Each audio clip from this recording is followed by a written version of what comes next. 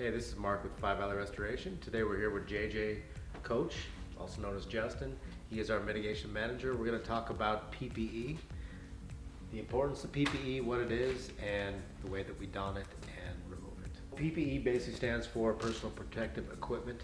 It is how we protect ourselves against caustic chemicals, mold, bacteria, anything we don't want ourselves or our technicians to be exposed to. So today we're going to kind of show you a basic setup for normal mold or water job. Anytime we are dealing with chemicals or bacteria, we have here a Tyvek suit. This is a light to medium weight suit. This can be penetrated by chemicals, but it will protect you from any particulate you don't want to get on your body. JJ here has 2 sets of gloves.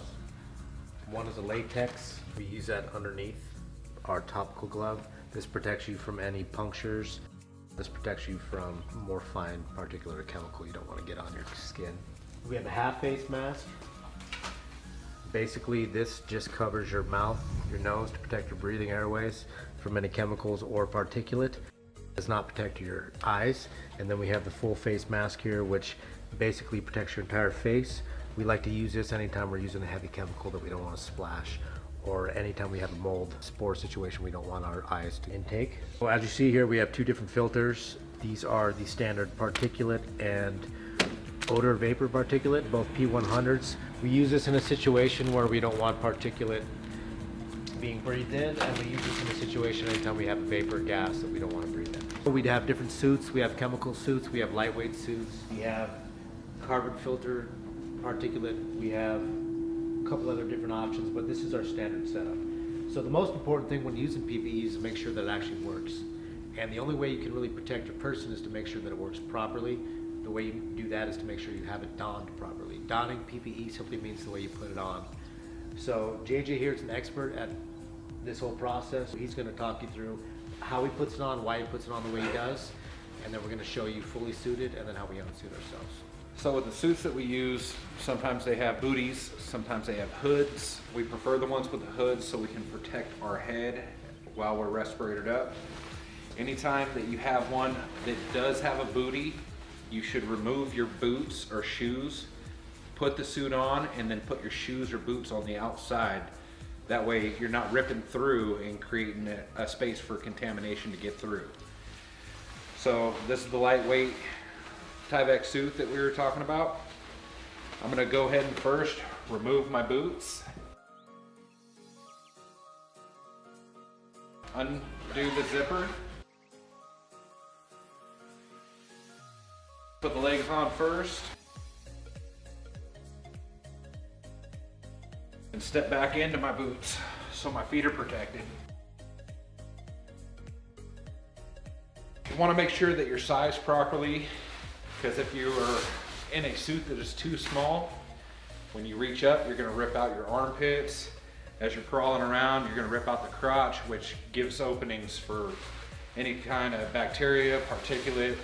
The stuff you're trying to protect yourself from has ways to get in at that point. Make sure to zip your suit up all the way up. Some people are more comfortable with taping over. I don't, however, due to the fact anytime you try to take the tape off, it rips the suit. So just zipping up is a good way of doing it. When we put on our gloves, we like to do a double set of gloves.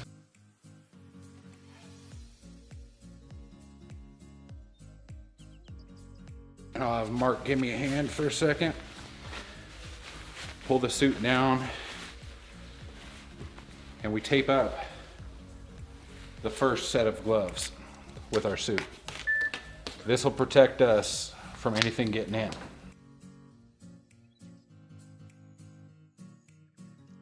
Make sure when you tape that you're not allowing any areas to not be completely sealed off. That'll obviously kind of defeat our purpose here. And like he said as well, on sizing these, if you don't have the correct size, not only would you rip the armpit or the crotch, you're going to rip this away from the tape and have holes on your arms as well.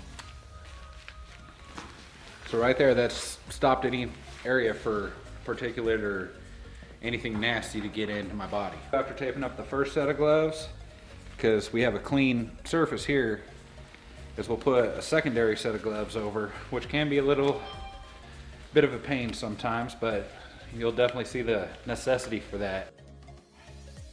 Pull it up over the taped area.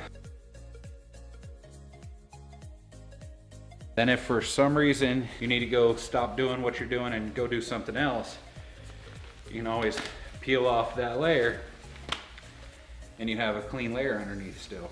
If you're working with any kind of sharp materials, you're gonna want a heavier duty glove. Doing anything with drywall or nails. And still put your latex glove inside of the heavy duty glove. That way it protects any cuts or abrasions to the latex, which exposes your skin. Moving on to respirators. These are definitely something you want to use, whether you like the feel of them or not. They're to protect your lungs. So when you put it on, take the straps over your head and tie it in the back.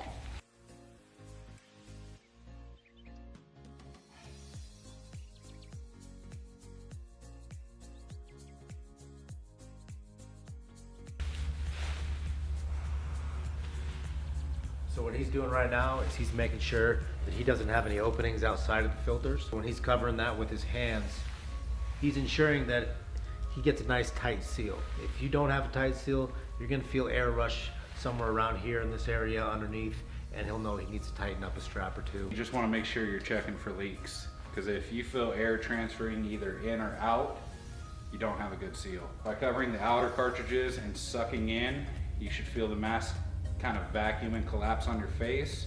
And by covering the center one and blowing out, you should feel it pressurize. It's debatable in the industry. A lot of people say that you can't have a beard and get an airtight, passable mask. So we do say if that's an issue with you and you can't get a tight one, to go ahead and shave.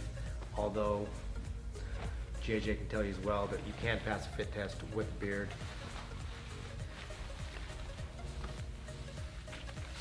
So also what he's doing is, now that he has the mask on, you go ahead and cover the rest of your face with the hood.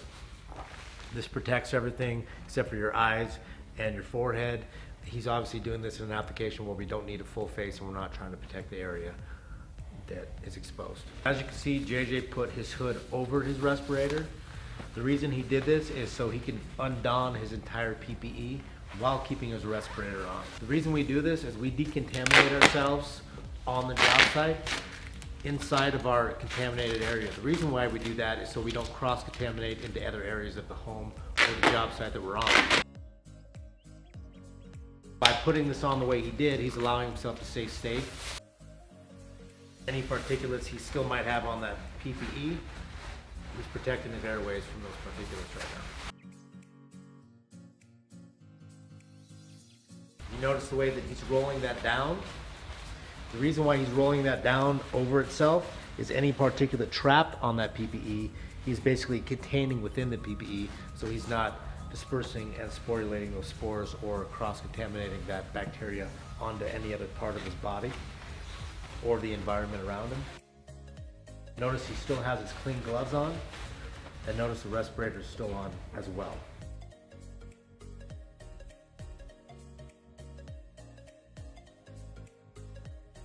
His suit is essentially inside out right now, so all of your contaminated areas are being contained within that. That can then get disposed of on an on-site receptacle.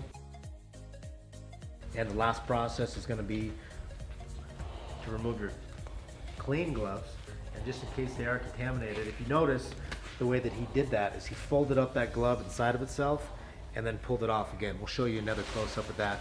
With sewage or blood, just want to show the proper way of removing gloves to not contaminate yourself. Contaminants get into you by inhalation, absorption, and ingestion. So anything that gets onto your skin could be absorbed into your skin.